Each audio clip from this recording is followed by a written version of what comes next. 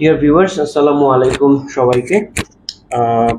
First of all, আপনারা সবাই আমাকে শুনতে পাচ্ছেন কিনা একটু যদি আমাকে কনফার্ম করতেন যে আমার ভয়েসটা শোনা যাচ্ছে কিনা, তাহলে হয়তো বা আমি লাইভ সেশনটি শুরু করবো আর কি। আপনারা একটু কমেন্টস করে আমাকে জানাবেন।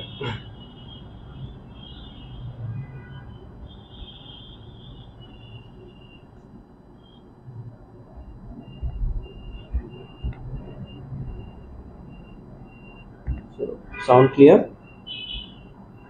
Sound clear, right? আচ্ছা, শোনা যাচ্ছে তো? শোনা যাচ্ছে? আচ্ছা, fine. So first of all, আজকে আমরা অনেকদিন পরে আমরা লাইভ সেশন করতে যাচ্ছি। একটা ওভারঅল রিভিউ করব আমরা স্টাডি অ্যাব্রোডের উপরে প্রমিনেন্ট কনসালটেন্টের পক্ষ থেকে। তো ফার্স্ট অফ অল, আপনারা লাইভটি যারা যারা দেখবেন বা সামনে দেখবেন বা যারা দেখছেন already, so I request you all to share this live session in your timeline. So I believe that this live session will be quite helpful for you people. So first of all, আসলে আমরা prominent definitely কয়েকটা destination নিয়ে কাজ করে, এবং তার মধ্যে আমাদের যেমন অস্ট্রেলিয়া আছে, কানাডা আছে, we have UK, we have USA, New Zealand, then Ireland, then Sweden, Denmark, Finland, then Hungary, Malta, Cyprus, Malaysia. So we are working for more than 10 destinations globally. এখন সবচেয়ে বড় জিনিস হচ্ছে যে আমরা কয়েকটা স্টুডেন্টের সাথে যখন আমরা কথা বলি বা স্টুডেন্টের ইনকোয়ারিগুলো যখন আমরা ফেসবুকে পেয়ে থাকি, আমরা বেশ কিছু ইনকোয়ারিজ পেয়ে থাকি যে অনেক ক্ষেত্রে তারা চাচ্ছেন যে খুব অল্প বাজেটে কোথায় যাওয়া যায়, তারপরে অল্প বাজেটে কোন কান্ট্রিটা ভালো হবে এবং সেটেল হওয়া যাবে, ফ্যামিলি সহ যাওয়া যাবে, আইএলস লাগবে না। তো সব কিছু মিলিয়ে স্টুডেন্টদের অনেক ইনকোয়ারিজ আমরা পেয়ে থাকি। তো আমি একটু আজকে লাইভ সেশনটিতে আমরা একটু চেষ্টা করব আজকে কান্ট্রি ওয়াইজ একটু ডিসকাস করতে, যাতে আপনাদের প্ল্যান করতে সুবিধা হয়, আপনাদের প্রিপারেশন নিতে সুবিধা হয়। কারণ দেখেন, একটা বিষয় আপনাকে মাথায় রাখতে হবে যে ফার্স্ট অফ অল, আপনি যদি ইভেন কোনো দেশে ট্রাভেল করতেও যান, রাইট, সো আপনার কিন্তু বাজেটটা আগে আপনার কনসার্নে নিতে হয় যে হ্যাঁ, আমি আমার এই ধরনের বাজেট আছে, based on your budget you can plan your travel, right? So যেমন মনে করেন আপনি যদি ইউএস এর জন্য ট্রাভেল প্ল্যান করেন, ডেফিনেটলি আপনার ইউএস এর জন্য যেতে আপনার কত টাকা লাগবে, সেক্ষেত্রে আপনার ইউএস এর ভিসা পাওয়া আপনার পক্ষে সম্ভব কিনা, আপনার সে ধরনের ব্যাকগ্রাউন্ড আছে কিনা, আপনার সে ধরনের ফাইন্যান্সিয়াল ক্যাপাসিটি আছে কিনা, সেগুলোকে অ্যাসেসমেন্ট করে কিন্তু আপনাকে মুভ অন করতে হবে। তো প্রত্যেকটা কান্ট্রিতে আপনি স্টাডির জন্য যেতে গেলে কিন্তু আপনার এই বিষয়গুলোকে মাথায় রাখা খুবই খুবই প্রয়োজন। স্টাডি অ্যাব্রোড, এক কথায় যেটা আমরা বলবো যে স্টাডি অ্যাব্রোড এমন একটা ব্যাপার যেটা হচ্ছে আপনাকে আপনি যে শুধু স্টাডি অ্যাব্রোড করতে যাচ্ছেন শুধু ডিগ্রি অর্জনের জন্য, বিষয়টা কিন্তু এমন না। আপনি স্টাডি অ্যাব্রোড করতে যাচ্ছেন সেটা যে কোনো কান্ট্রিতে হোক না কেন, including India or Asian countries or other European countries or any countries from Australia, New Zealand বা নর্থ আমেরিকা, এনি কান্ট্রি। আপনি কিন্তু পড়াশোনার পাশাপাশি আপনি কিছু অ্যাডিশনাল স্কিল অর্জন করতেছেন, like global exposure, global network, then একটা ডাইভার্সিটি পাচ্ছেন আপনি, দেন আপনার যে কনফিডেন্সটা গ্রো করবে, you will get an opportunity to develop your communication skill as well. So একটা স্টাডি অ্যাব্রোডের জার্নিতে কিন্তু অনেক কিছু শেখার আছে, অনেক কিছু এক্সপিরিয়েন্স গ্যাদার করার আছে। So it's a journey of experience, it's a journey of learning, it's a journey of sharing. তো আমি যেটা বলবো যে স্টাডি অ্যাব্রোডের যে কোনো কান্ট্রিতে আপনি করেন না কেন, সবগুলোই আপনার জন্য পারফেক্ট। সব জায়গাতে আপনি আপনার যে ভিশন, আপনার যে টার্গেটটা আপনি কিন্তু ফুলফিল করতে পারবেন।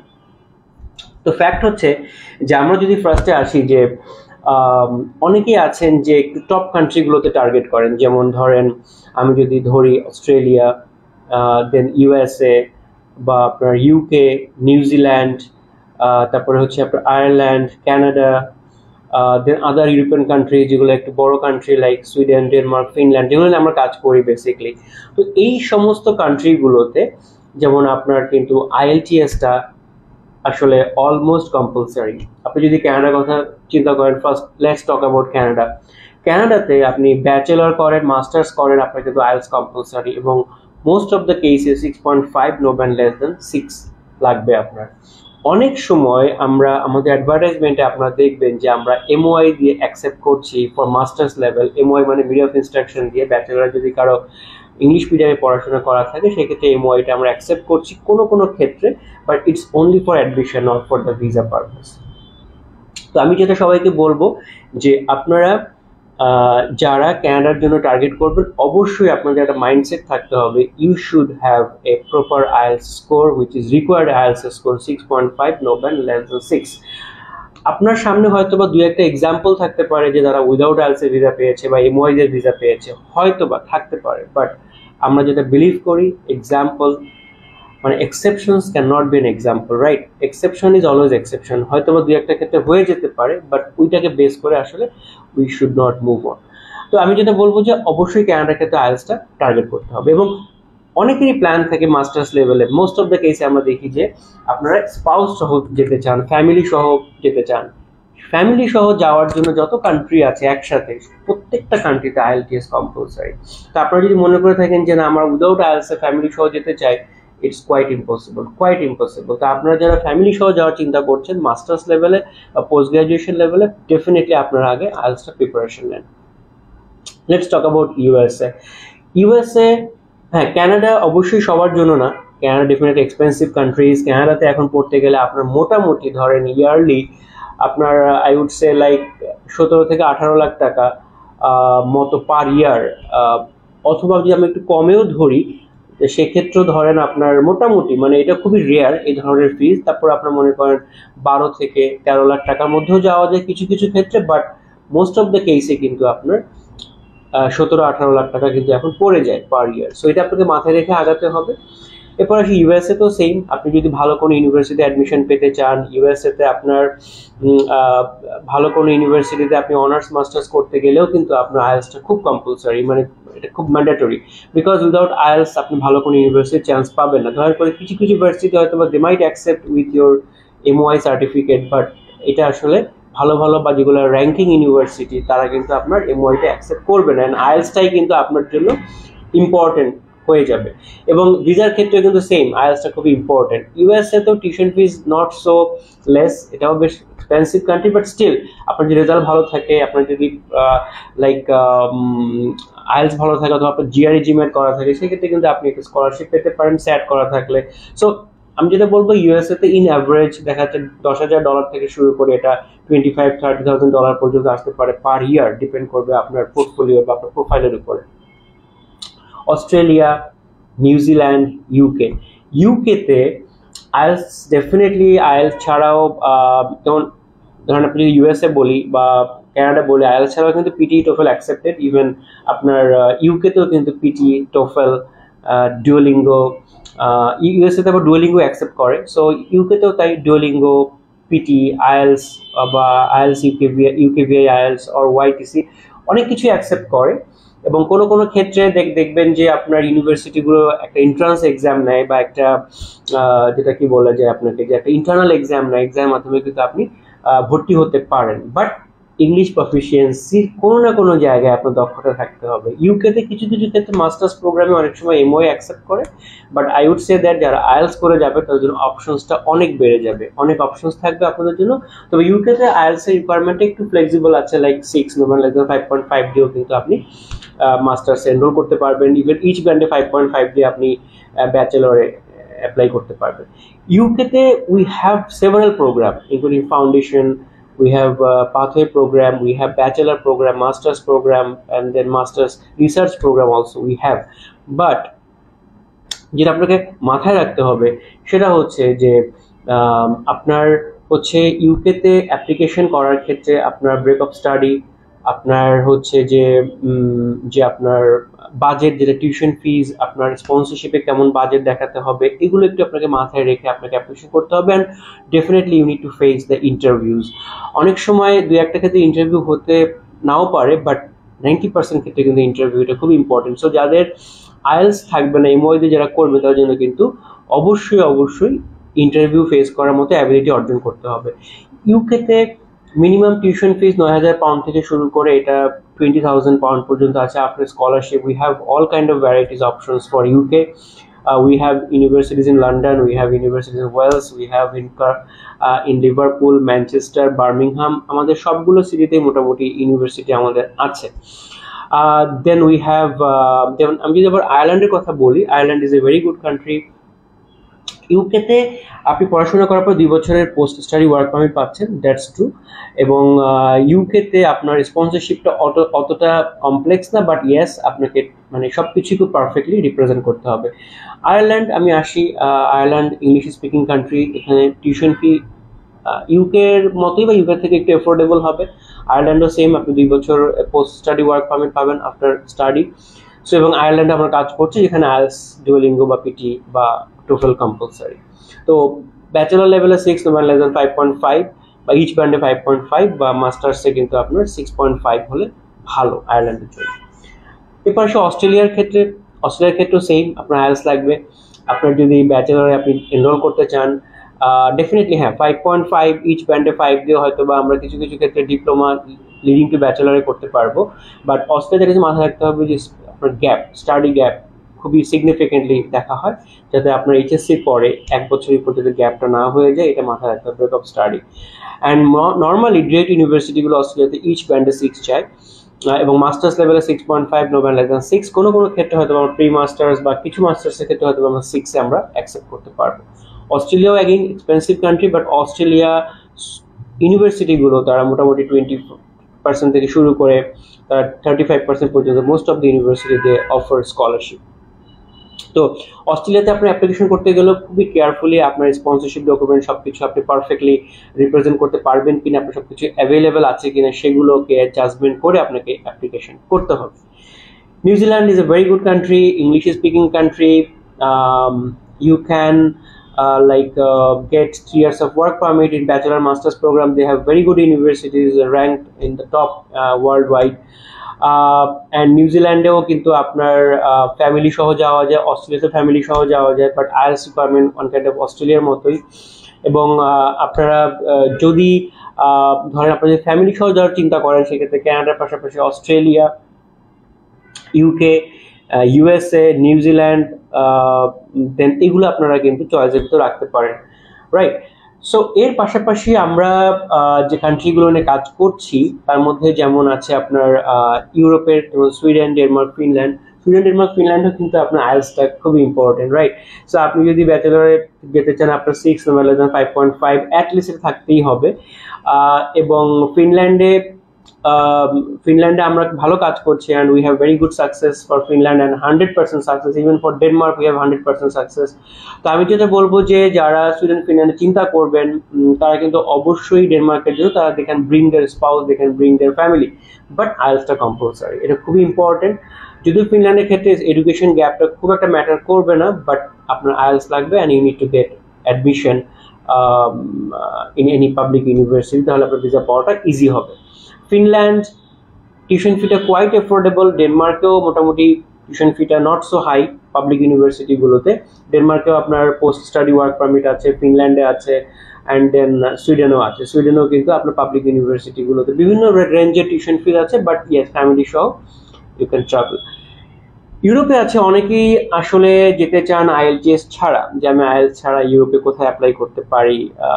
তো যেহেতু সুইডেন, ডেনমার্ক, ফিনল্যান্ডে আইএলটিএসটা কম্পালসারি, তো সেই ক্ষেত্রে অনেকে আছে হাঙ্গেরি, মাল্টা বা ছোটোখাটো কান্ট্রিগুলোতে অ্যাপ্লিকেশন করতে চান, যেগুলো বাংলাদেশে ওদের কনসুলার অফিস আছে। So you can go for it if you can get admission through interview. Definitely this countries would be good for you, but এখানে কিন্তু ফ্যামিলি সহ একসাথে যাওয়ার কোনো অপশন নাই।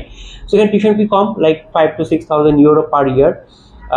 অ্যান্ড যদি বাজেট ফ্রেন্ডলি বলি, কান্ট্রিগুলো কিন্তু বাজেট ফ্রেন্ডলি। অনেকে আছে আইএলটিএস কম, লাইক 5 হয়তো ওভারঅল ফর ব্যাচেলার মাস্টার্স। সেই ক্ষেত্রে কিন্তু ইউরোপে we are working with for Cyprus, Cyprus, যেখানে কিন্তু আপনার আইএলটিএস থাকলে কিন্তু ভিসাটা অলমোস্ট কনফার্ম, এবং টিউশন ফিও কম। Cyprus is a good country for earning, European ইউনিয়নভুক্ত country, one of the safest country in the world, and you can also transfer your credits to other countries. So Cyprus could be a good option যারা একটু কম বাজেটে চাচ্ছেন যে family থেকে এককালীন টাকা নিয়ে আপনারা বাকিটা নিজেরা জব করে ম্যানেজ করবেন, cypress could be a good option. এরপরে যেমন আমরা কাজ করছি সাউথ কোরিয়া বা মালয়েশিয়া নিয়ে, Malaysia could B a good option, because অনেকেই আছেন যে এই যে কান্ট্রিগুলোর কথা আমি বললাম, প্রত্যেকটা কান্ট্রিতে কিন্তু ব্যাংক সলভেন্সি, ব্যাংকের ফান্ড দেখাতে হয়, সোর্স অফ ইনকাম দেখাতে অনেক ডকুমেন্টেশনের ইস্যুস থাকে। But Malaysia is such a country যেটা আমাদের দেশ থেকে খুবই কাছে, Muslim country, it is called as hub of global education. মালয়েশিয়াতে কিন্তু অনেক টপ র্যাঙ্ক ইউনিভার্সিটি আছে এবং যাদের tuition fee affordable, and you can transfer your credits to the other countries like UK, US, Australia, and they also provide the full Australian degree or UK degree in Malaysia itself. তো আপনি মালয়েশিয়াতে 3 বছর করলে you are getting a degree from UK university or Australian university, এই ধরনের অপশনও কিন্তু আছে। or you can do 2 years in Malaysia or 1 year or 2 years in those top countries. তো Malaysia could be an option যারা আসলে কম বাজেটে without any part time job একটা smooth journey করতে চাচ্ছেন, যে আমি পড়াশোনাটা শেষ করে মাস্টার্সে বাইরে যাবো, সেই বা আমি ক্রেডিট ট্রান্সফার করবো, সেক্ষেত্রে Malaysia good option. Living expense কম, আপনার মুসলিম কান্ট্রি আমাদের জন্য ভালো, সব কিছু মিলিয়ে আমাদের জন্য কমফোর্টেবল, ওয়েদার ইজ কমফোর্টেবল। তো যারা আসলে চিন্তা করছে মালয়েশিয়াতে কিন্তু একদম ও লেভেলস থেকে বা এসএসসি থেকে কিন্তু ইউ ক্যান গো ফর মানে ফাউন্ডেশন, দেন ব্যাচেলর, দেন মাস্টার্স। মালয়েশিয়াতে আমাদের আপ টু 50% স্কলারশিপ আছে, কোনো কোনো ক্ষেত্রে আমাদের 100% পর্যন্ত আছে, আবার কোনো কোনো ক্ষেত্রে আমাদের কিছু কিছু ইউনিভার্সিটি তারা ফ্রি হোস্টেল অফার করছে। তো সব কিছু মিলিয়ে আমাদের যেটা করতে হবে যে আসলে মাল্টি ডেস্টিনেশনে আমরা কাজ করছি, কিন্তু আমরা স্টুডেন্টকে অ্যাডভাইস করছি best on their budget, best on their capacity, best on their eligibility. কারণ অনেকে আছেন হয়তো বা আইএলস ভালো বাট বাজেট নেই, অনেকে আছে বাজেট আছে বাট আইএলস নেই। তো যখনই আমরা আপনাদেরকে বলবো যে হ্যাঁ হয়তো বা মালয়েশিয়া মেবি আপনার জন্য অথবা দ্য ফাইনাল ডেস্টিনেশন না, but you can start with Malaysia. কারণ আপনার বর্তমান প্রেক্ষাপটে যদি মনে হয় যে Malaysia is the best option for you, then go for it and finish your first part of your study and then try for the second part of your study in other top countries. এবং মালয়েশিয়াতে visa নিয়ে খুব একটা hassle নেই, খুব দ্রুত visa চলে আসে। অনেকেই আছেন যে দেখা যাচ্ছে যে ভালো কোনো কান্ট্রিতে যাওয়ার জন্য একটা হিউজ টাইম নষ্ট করে ফেলতেছেন আপনার লাইফ থেকে, হয়তো বা ইউএসএ যাওয়ার জন্য আপনি 4-5 বছর নষ্ট করে ফেলছেন। এই 4-5 বছরে কিন্তু আপনি মালয়েশিয়াতে পড়ে এসে কিন্তু আপনি মাস্টার্স করতে অলরেডি চলে যেতে পারতেন। সো আমি যেটা বলবো যে ডোন্ট ওয়েস্ট ইউর টাইম, কারণ আপনার লাইফ থেকে আপনার যত বেশি টাইম চলে যাবে আপনি কিন্তু ক্যারিয়ারে তত বেশি পিছিয়ে থাকবেন। মানে আপনার যখন যে অবস্থায় যে সুযোগটাই আপনার কাছে আছে থাকুক না কেন, মনে করেন আপনার যে বাজেট এখন অ্যাভেলেবেল আছে, আপনার যে যে ধরেন একাডেমিক বলেন, আইএলস বলেন, আপনার যেটা অ্যাভেলেবেল আছে সেটার উপর বেস করে আপনি চলে যান। আপনি ওখান থেকে দেন আপনি ফাইনাল ডেস্টিনেশনটা পরবর্তীতে আপনি সেখানে আপনি মুভ করতে পারবেন। বাট আপনি যদি বড় কোনো কান্ট্রিতে যাওয়ার জন্য আপনার অ্যাবিলিটি না থাকার পরেও আপনি যদি বড় কোনো কান্ট্রিতে যাওয়ার জন্য আপনি যদি আপনার সময়টা ব্যয় করে ফেলেন লাইফ থেকে, তখন এটা কিন্তু আর ব্যাক করা সম্ভব না। আপনার টাকা ওয়েস্ট হবে, আপনার টাইম ওয়েস্ট হবে। সো বেটার আপনি ডিসিশনটা মেক করবেন আপনার পজিশন, আপনার ফাইন্যান্সিয়াল সার্কামস্টেন্সেস, আপনার চ্যালেঞ্জেস অ্যান্ড আপনার একাডেমিক অর আইএলস চ্যালেঞ্জেস, সব কিছু মিলিয়ে আপনার যেটা আপনার জন্য সুইটেবল হবে সেটা আপনি কান্ট্রি সিলেক্ট করলে ভালো।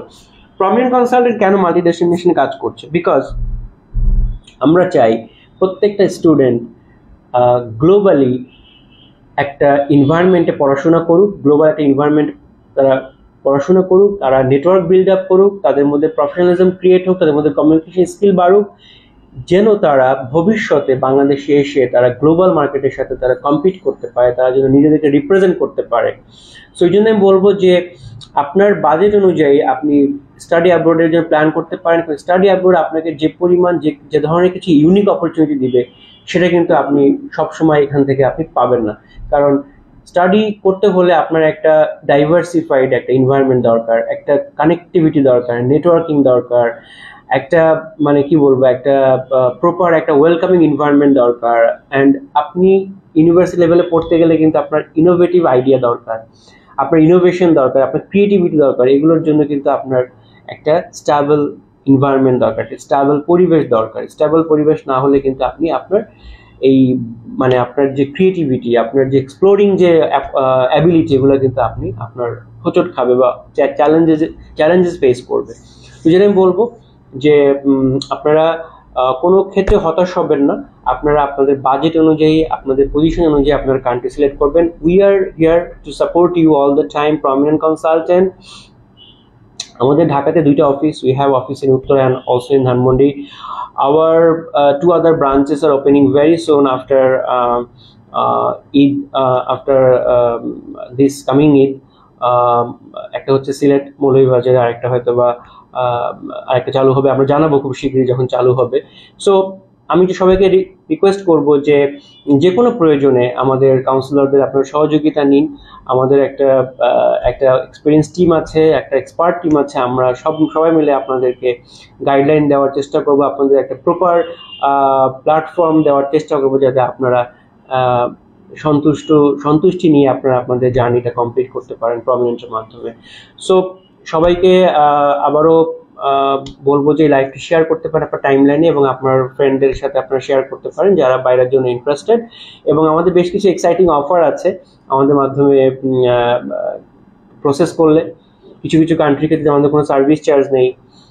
দেন আমাদের কিছু কিছু ক্ষেত্রে আমরা ফ্রি এয়ার টিকিট অফার করছি, কিছু কিছু ক্ষেত্রে আমরা আইএলস যে আপনার এক্সাম ফিটা আমরা ক্যাশব্যাক অফার করছি, সেরকম অনেক ভ্যারাইটিস আমরা অফার করছি ফর ডিফারেন্ট কান্ট্রিজ। তো আমাদের সাথে যদি আপনারা কন্ট্যাক্ট করেন, কমিউনিকেশন করেন, আমরা এই ব্যাপারগুলো আপনাদের সাথে আমরা ডিসকাস করতে পারবো। তো সবাইকে ধন্যবাদ লাইভ সেশনটি দেখার জন্য, এবং আগামীতে অন্য কোনো টপিক নিয়ে আমরা ডেফিনেটলি কথা বলবো। ততক্ষণ পর্যন্ত প্রমিনেন্টের সাথেই থাকুন, এবং আমাদের জন্য আপনাদেরকে আমরা ডেফিনেটলি আমাদের জন্য দোয়া করবেন। And please stay safe and take care. Thank you.